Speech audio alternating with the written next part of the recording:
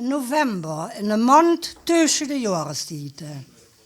November, in een besinnliche mond. Nevel legt sich over het land. Dekt menisch kier het daglang touw. En alles boete komt nu rouw. Maar de tijd, die bleef net staan. Het jaar het boorde reis gedaan. Het is niet meer herfst, doch nog niet winter. Het is zo met één woord gezegd november. In een maand zo tussen de jahrestieten, in dem man zich duks beneen moet rieten. Denn juwels hier ogen te verstaan, dat alles maar komen is en johan. De dag die kotte, en het wordt koud, stil wordt wat bis nu nog luid. Man lustert mir in zich in.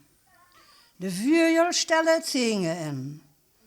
Op alle wegen, struik en tuk, het morgens vreugder dauwdukslik.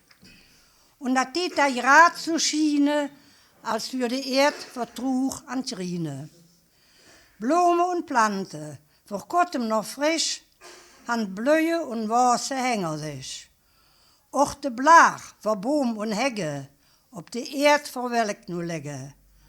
Wat zo staat is opgejangen, het er blik nu weer naar ogen. Het je terug weer in de boom, van waar het zijn avond nam. Doch het je niet voor immer verloren, denn alles wordt weer nieuw geboren. En dat wat ons nu verlet, al het komen in zich stret. Klum boer verjungt voor ogen uit, wie Phoenix uit de ijzerhoed. Weil ene in zijn joos steht, van oven dat bestemmen deed.